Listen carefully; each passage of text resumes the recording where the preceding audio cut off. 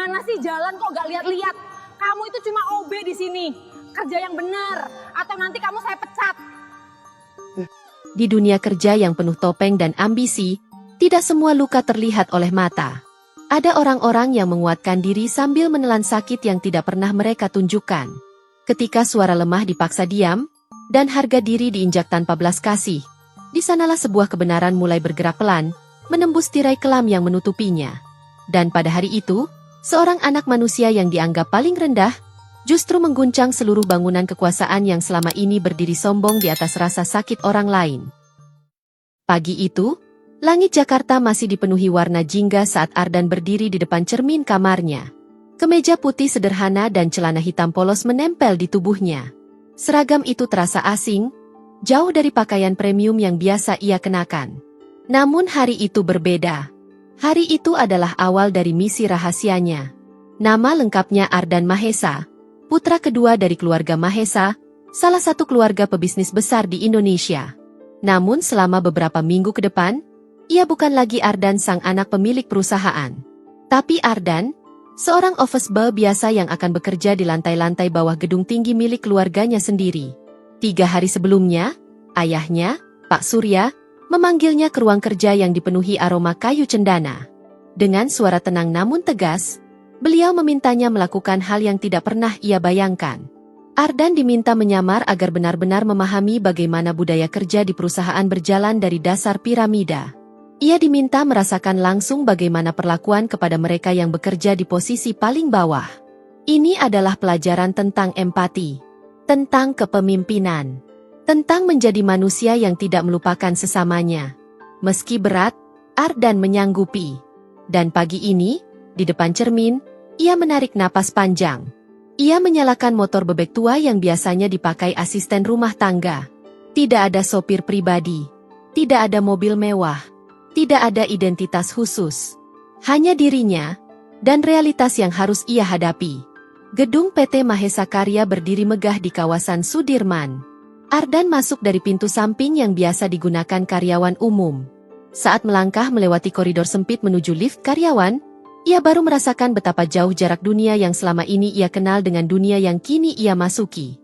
Di lantai 3, pintu lift terbuka dan seorang wanita parubaya berwajah ramah menyambutnya.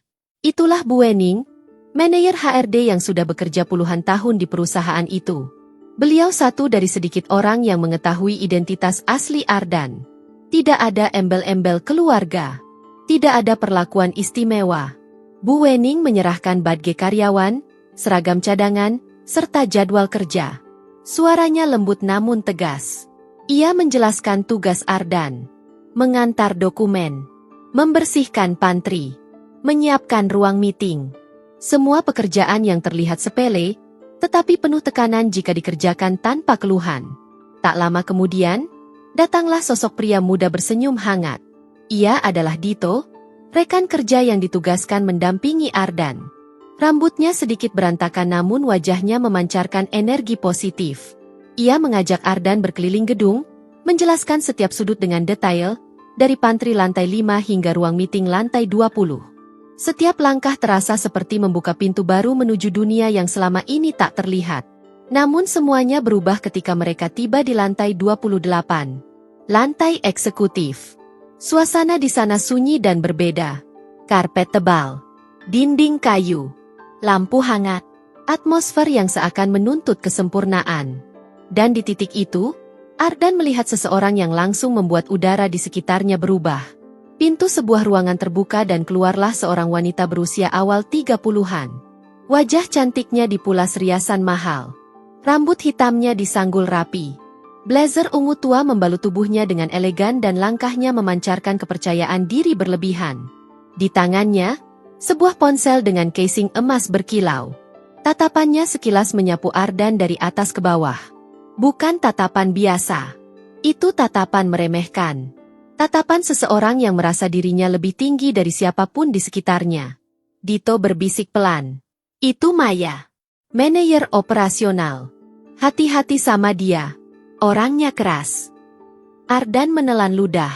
Dalam sekejap saja, ia sudah bisa merasakan aura tekanan mengelilingi wanita itu. Aura yang seolah berkata bahwa siapapun di bawahnya hanya pantas menerima perintah, bukan penghargaan. Ardan tidak tahu saat itu, bahwa wanita bernama Maya itu akan menjadi ujian terbesarnya selama menyamar. Ujian yang akan mengguncang emosinya berkali-kali. Dito menepuk bahu Ardan sembari tersenyum tipis. "Bro, perjalanan lu baru mulai. Semangat ya." Ardan mengangguk. Jantungnya berdetak cepat. Ia melangkah kembali menuju lift karyawan.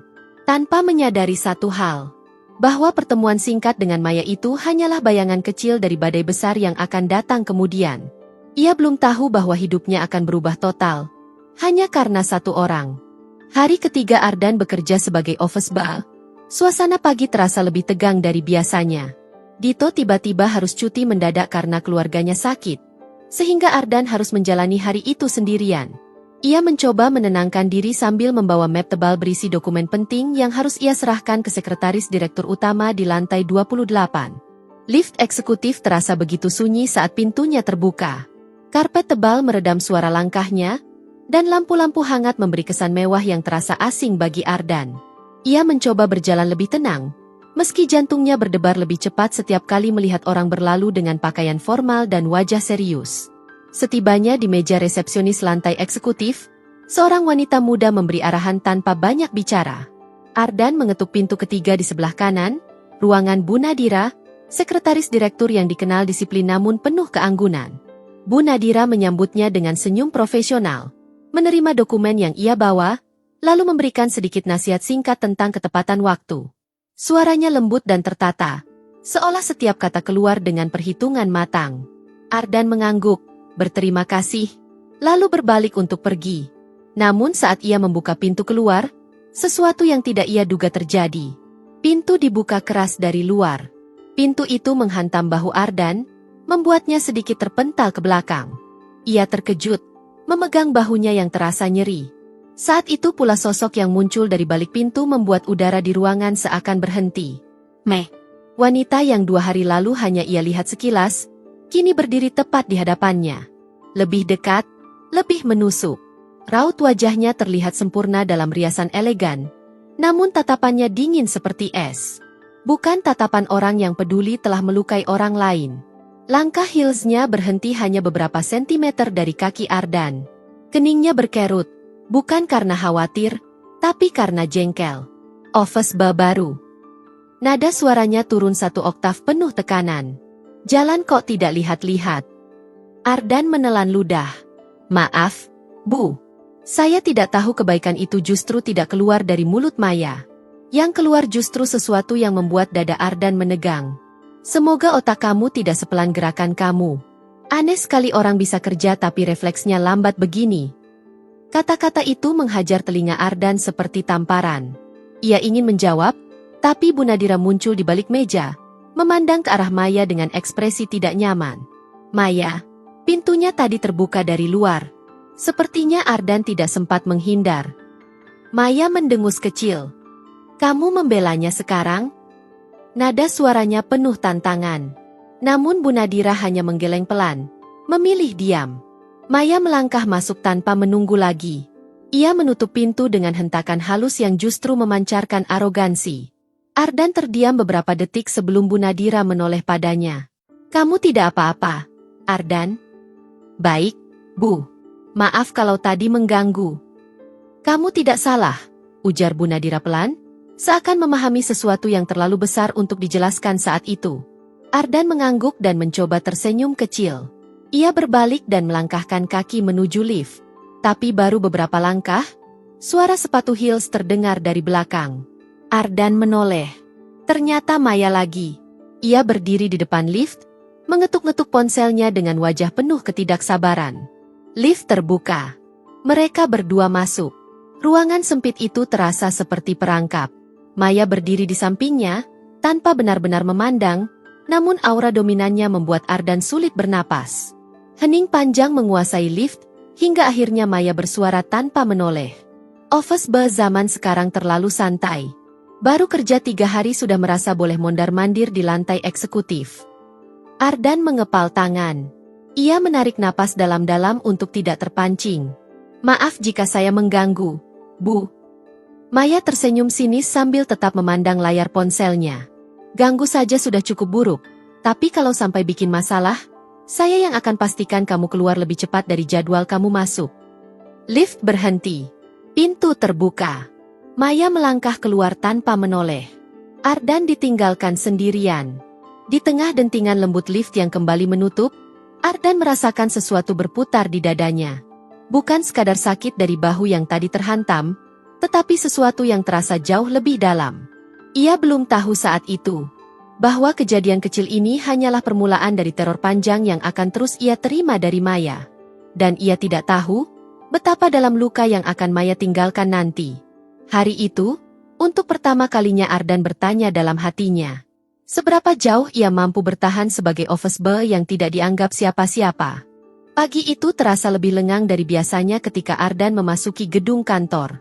Namun suasana hatinya tidak serileks orang-orang yang lalu lalang di lobi. Pertemuan kemarin dengan Maya masih membekas. Rasa nyeri di bahunya sudah mereda, tetapi kalimat sinis wanita itu terus terngiang, seperti gema yang sulit padam. Dito belum kembali cuti. Artinya, Ardan menjalani hari ini sepenuhnya sendirian. Di tangan kirinya, ia membawa daftar tugas dari Bu Wening. Ada banyak pekerjaan. Membersihkan pantry lantai 21. Mengantarkan dokumen lintas divisi. Menyiapkan meja rapat lantai 20. Semua butuh tenaga dan ketelitian. Ardan berusaha fokus. Namun bayangan Maya selalu mengintip di sudut pikirannya.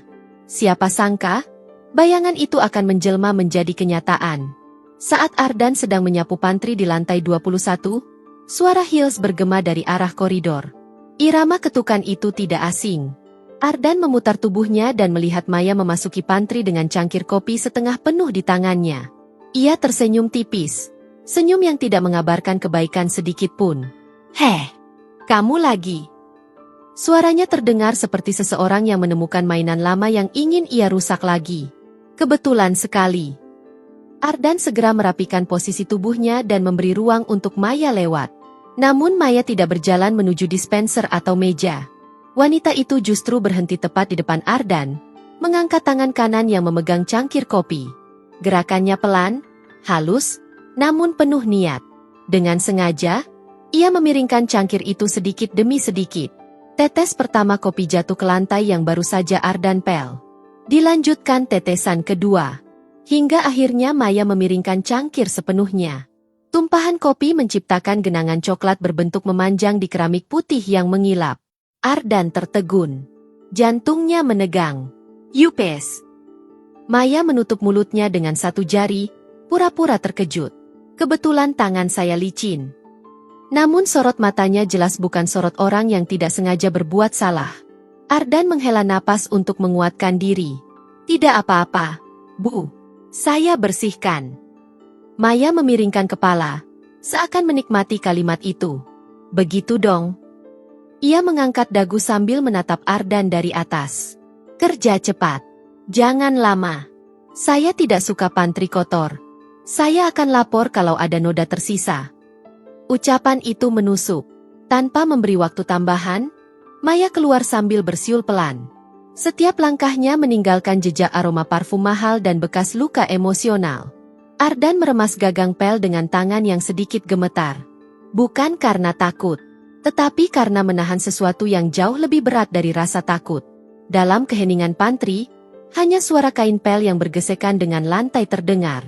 Saat itulah ia mendengar suara lembut dari arah pintu. "Kamu tidak apa-apa, Ardan?" Ardan menoleh. Seorang wanita dengan rambut hitam terurai dan kemeja putih sederhana berdiri di ambang pintu. Tatapannya lembut, penuh empati. Itulah Laras, pegawai administrasi dari lantai 15. Ardan menelan ludah. "Saya tidak apa-apa. Tadi cuma Bu Maya lewat." "Bu Maya?" gumam Laras, wajahnya mengeras sesaat sebelum kembali lunak. "Saya tadi lihat dari kejauhan. Seharusnya saya bantu, tapi saya takut. Maaf ya." Ardan tersenyum kecil. "Tidak apa-apa. Kamu tidak salah." Laras berjalan masuk, jongkok, lalu mengambil satu tisu dari saku bajunya untuk membantu membersihkan sisa kopi di sudut lantai yang tidak terjangkau pel. "Kamu tahu," kata Laras pelan, Di kantor ini, ada beberapa orang yang sering jadi korban Bu Maya. Ia memang terkenal, begitu. Ardan berhenti mengepel. Kenapa tidak ada yang lapor? Laras menatapnya, ada rasa pahit yang jelas dalam mata itu. Kami sudah coba. Tapi Bu Maya punya hubungan dekat dengan salah satu komisaris. Jadi setiap komplain selalu berhenti di tengah jalan. Ardan mengangguk. Kata-kata Laras membuat beban di dadanya semakin berat. Laras melanjutkan, dulu ada teman saya di divisi keuangan. Namanya Seli. Dia dimaki di depan umum hanya karena salah sedikit dalam laporan. Bu Maya bilang dia memalukan perusahaan. Seli resign seminggu kemudian. Ardan tercekat mendengarnya. Kalau kamu butuh bantuan atau sekadar teman cerita, aku ada di lantai 15. Jangan dipendam sendiri. Ardan terdiam. Hatinya menghangat, meski situasinya pahit. Terima kasih, Laras. Laras tersenyum kecil sebelum berdiri dan kembali keluar ruangan. Jaga diri ya. Bu Maya bukan tipe orang yang cepat puas. Ardan kembali mengepel. Tetapi kini ada sesuatu yang berbeda dalam dirinya. Rasa perih itu berubah menjadi bara kecil. Bukan amarah membabi buta. Tapi semacam tekad yang mulai tumbuh perlahan. Ia tahu satu hal. Maya bukan hanya tantangannya. Maya adalah gambaran nyata bagaimana sebuah jabatan bisa membuat seseorang melupakan manusia lain. Dan Ardan merasakan firasat kuat. Suatu hari, ia akan berhadapan langsung dengan wanita itu. Dalam situasi yang jauh berbeda dari hari ini. Jumat pagi datang dengan suasana yang tidak biasa. Udara terasa berat sejak Ardan membuka mata di kamar kecilnya. Seolah sebuah firasat berusaha memperingatkannya akan sesuatu yang besar. Sesuatu yang tidak akan bisa ia lupakan seumur hidup. Sesampainya di kantor, Dito sudah menunggu di ruang pantry lantai 3. Wajahnya terlihat sedikit lebih segar setelah beberapa hari absen. Ia membawa 2 gelas kopi instan dan beberapa lembar kertas. Bro, hari ini agak sibuk, katanya sambil menyerahkan kopi kepada Ardan. Ada rapat besar divisi operasional. 13-15 orang. Kita yang siapkan minuman dan snack. Ardan mengangguk sambil meneguk kopi hangat itu. Aroma kopi instan selalu membuat pagi terasa lebih tenang. Sayangnya, ketenangan itu tidak bertahan lama. Nama pemimpin rapat hari itu muncul dari mulut Dito. Maya yang pimpin rapatnya. Kata itu saja sudah cukup membuat tengkuk Ardan menegang. Namun ia tetap menerima tugas itu tanpa banyak bicara. Mempersiapkan minuman untuk rapat seharusnya bukan masalah besar. Yang harus ia lakukan hanyalah mengantarkan nampan berisi kopi, teh, air mineral, dan snack ke ruang meeting anggrek di lantai 28. Segalanya berjalan lancar di awal. Ardan menyusun cangkir, menuang kopi panas, menata sandwich dan kue kering. Ia memastikan tiap cangkir penuh, tiap gelas bersih, tiap piring tersusun rapi. Dito membantu sebisanya, meski tatapannya menunjukkan kekhawatiran. Lu hati-hati ya, bro. Maya bisa mood swing kalau ada yang salah. Ardan tersenyum tipis. Iya, gue akan hati-hati. Setelah memastikan semuanya sempurna, Ardan mengangkat nampan besar itu. Beratnya cukup untuk membuat tangannya pegal. Namun ia menahannya. Ia berjalan ke arah lift eksekutif dengan langkah pelan dan stabil. Saat pintu lift terbuka, Ardan menelan ludah. Lantai 28 selalu memiliki aura berbeda. Terlalu sunyi, terlalu mahal, terlalu mewah untuk orang yang hanya mengenakan seragam sederhana seperti dirinya. Namun ia terus berjalan menuju ruang meeting anggrek, melewati area lobi eksekutif yang luas. Di area itu, banyak karyawan dari berbagai divisi berkumpul untuk menunggu jadwal rapat. Suara pelan, bisik-bisik, dan langkah sepatu kasual memenuhi ruangan. Tidak ada yang memperhatikan Ardan saat ia lewat dengan nampan penuh minuman. Hingga tiba-tiba, pintu ruang meeting samping terbuka keras. Dan seseorang keluar dengan langkah besar. Ardan berhenti mendadak. Maya muncul dari pintu itu. Ia sedang melihat layar ponselnya sambil berjalan. Sama sekali tidak memperhatikan sekitar. Jalur mereka bersilangan. Ardan berusaha memberikan ruang. Namun Maya berhenti tepat di depannya. Raut wajah Maya berubah cepat. Dari fokus ke ponsel, menjadi marah hanya dalam hitungan detik. Lagi kamu. Suaranya tinggi. Ngapain kamu berdiri di situ? Hah? Ngehalangin jalan saya? Ardan ingin menjelaskan, tetapi Maya tidak memberi kesempatan. Dasar nggak becus. Jalan pakai mata. Semua percakapan di lobi berhenti. Semua mata tertuju kepada mereka. Ardan mencoba mundur sedikit. Namun keseimbangan nampaknya goyah. Maaf, Bu. Saya hanya ingin. Belum sempat ia menyelesaikan kalimatnya, Maya mengangkat tangannya dan mendorong dada Ardan dengan keras. Dorongan itu begitu kuat hingga Ardan tersungkur ke belakang. Nampan di tangannya terlepas. Segalanya terjadi seperti dalam gerakan lambat. Cangkir-cangkir kopi melayang di udara. Air tumpah membentuk lengkungan sebelum jatuh menghantam lantai marmer. Botol-botol mineral berguling ke segala arah. Snack berterbangan. Genangan kopi memenuhi lantai. Pecahan cangkir bertebaran. Roti dan kue remuk bercampur tumpahan teh. Ardan jatuh terduduk di tengah kekacauan itu. Bahunya sakit. Punggungnya perih. Wajahnya terasa terbakar bukan oleh luka, tetapi oleh tatapan puluhan pasang mata di sekelilingnya. Beberapa orang menahan tawa. Beberapa menutup mulut padahal senyum mereka jelas terlihat. Ada yang bahkan mengangkat ponsel dan merekam. Ardan mencoba bangun, tetapi Maya berdiri di atasnya, memandangnya seperti melihat sampah. Bersihkan sekarang. Dan ganti semua cangkir yang rusak dari gaji kamu sendiri. Suaranya keras, sengaja dibuat agar semua orang mendengar. Malu-maluin perusahaan. Ardan menunduk dalam. Suaranya tercekat. Baik, Bu. Maya mengibaskan tangannya lalu pergi menuju lift sambil mendengus. Karyawan zaman sekarang. Rekrutmen harus lebih ketat. Jangan asal ambil orang bodoh dari jalanan. Tawa kecil terdengar di belakangnya. Ardan menutup mata sejenak. Nafasnya tercekat.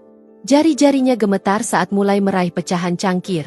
Salah satu serpihan melukai ibu jarinya hingga berdarah. Namun ia tidak bereaksi. Tidak berani bereaksi. Karena semua mata sedang menonton. Sampai sebuah suara lembut tiba-tiba datang dari sampingnya. Ardan. Biar aku bantu. Ardan menoleh. Bu Nadira berjongkok di sisinya. Wajahnya tidak ragu dan tidak malu. Ia mengambil pecahan cangkir dengan tangan sendiri, lalu menutup luka Ardan dengan tisu yang ia keluarkan dari sakunya. Kamu tidak salah, ucapnya lirih. Jangan dipikirkan. Namun bagaimana mungkin Ardan tidak memikirkan saat seluruh martabatnya dirobek di depan banyak orang. Seseorang lain ikut berjongkok. Beberapa detik kemudian, Laras muncul dan ikut membantu. Reaksi orang-orang mulai berubah. Yang tadi menertawakan kini menundukkan wajah. Yang tadi memotret kini menyimpan ponselnya. Rasa malu berganti rasa bersalah. Terutama ketika mereka melihat Bu Nadira turun tangan tanpa ragu. Ardan menarik napas panjang. Ia merasa dadanya panas. Bukan hanya karena hinaan Maya, tetapi karena sesuatu yang lebih besar, lebih gelap, lebih sulit ditahan. Rasa sakit yang tidak terlihat. Sesuatu dalam dirinya berubah hari itu. Bukan menjadi benci. Bukan menjadi marah.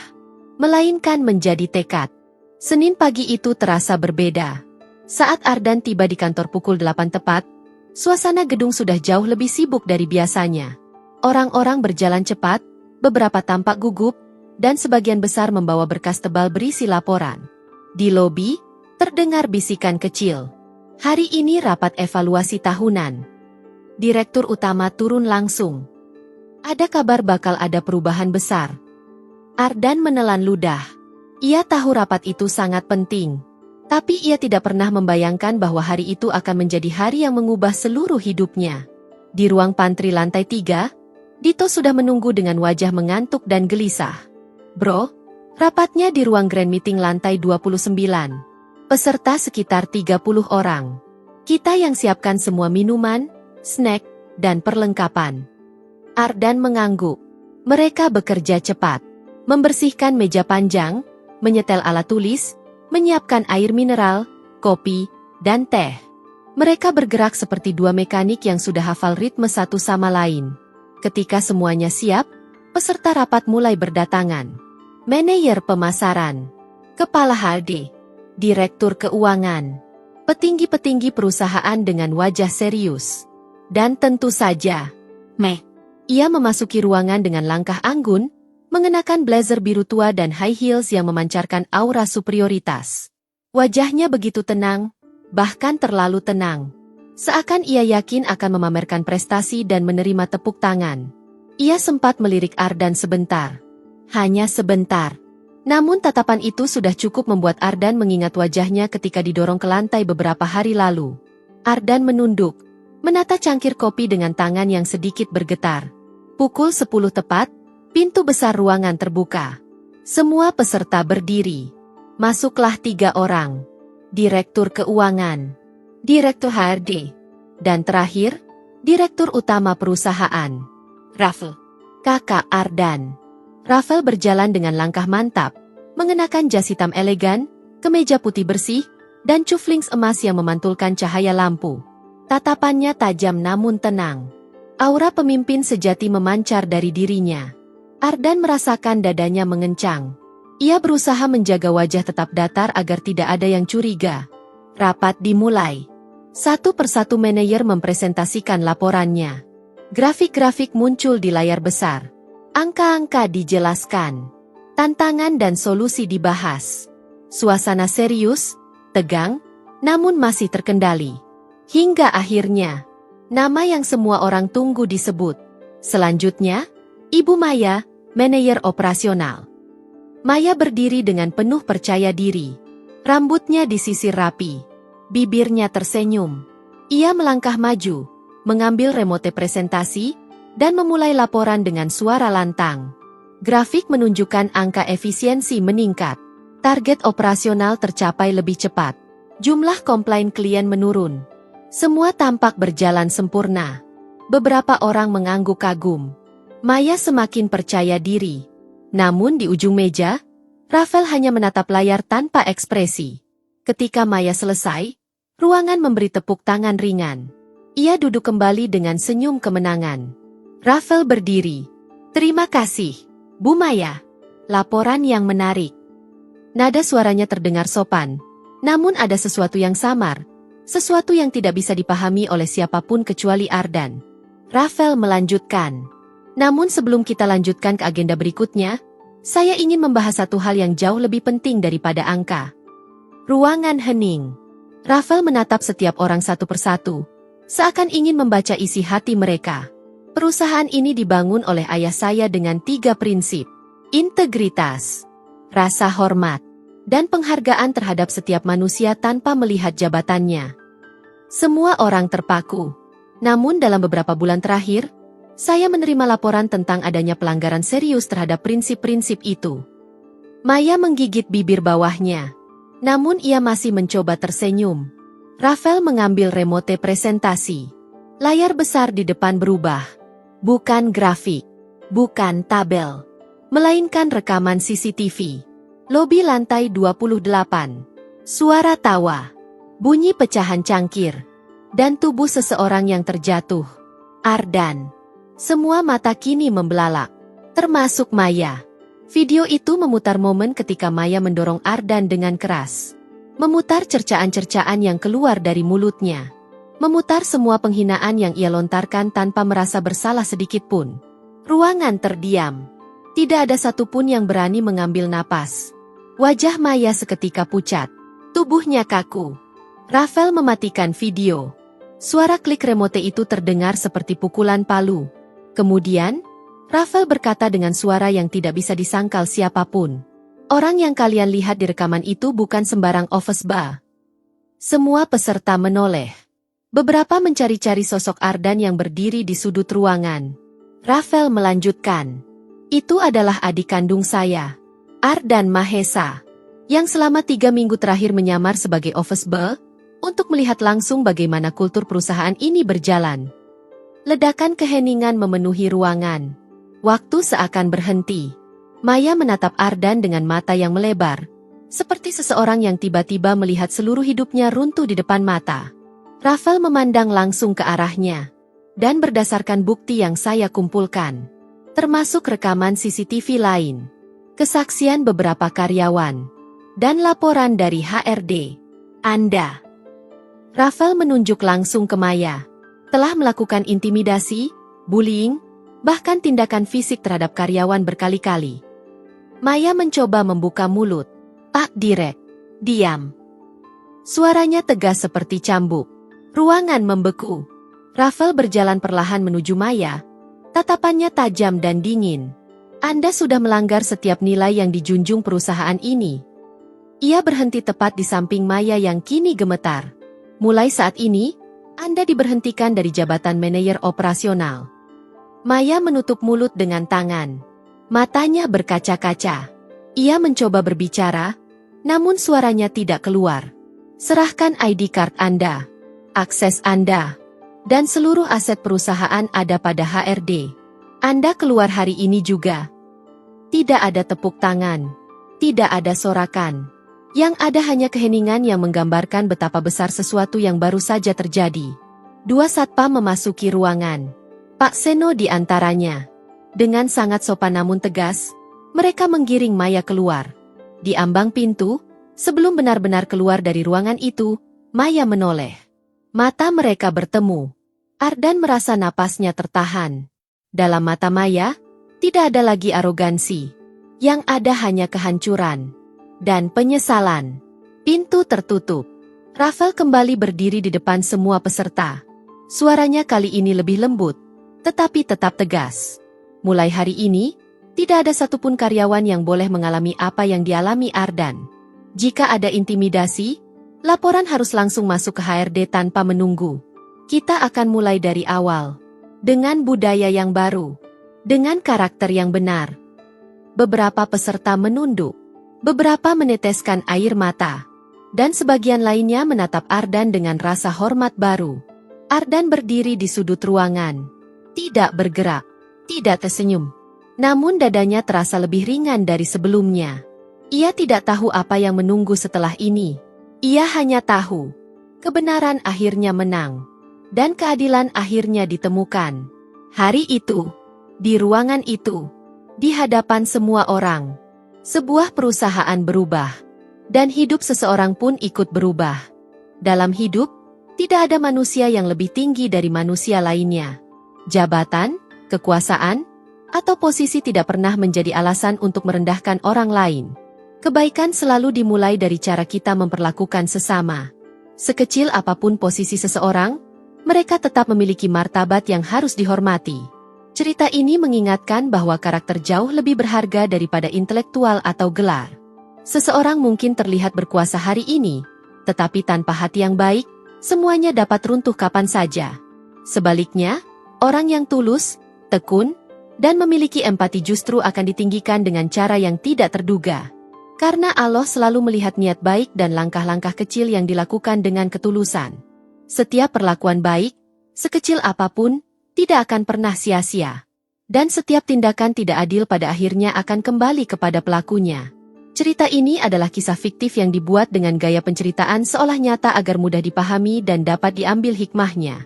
Semua nama, karakter, tempat, dan adegan telah disesuaikan hanya untuk kepentingan cerita dan tidak merujuk pada siapapun di dunia nyata. Terima kasih untuk kalian yang sudah mendengarkan cerita ini sampai akhir. Jika kalian merasa cerita ini menginspirasi atau memberikan pelajaran hidup yang berharga, jangan lupa tinggalkan komentar kalian, like videonya, dan subscribe agar tidak ketinggalan cerita-cerita seru dan penuh makna berikutnya. Sampai jumpa di cerita selanjutnya.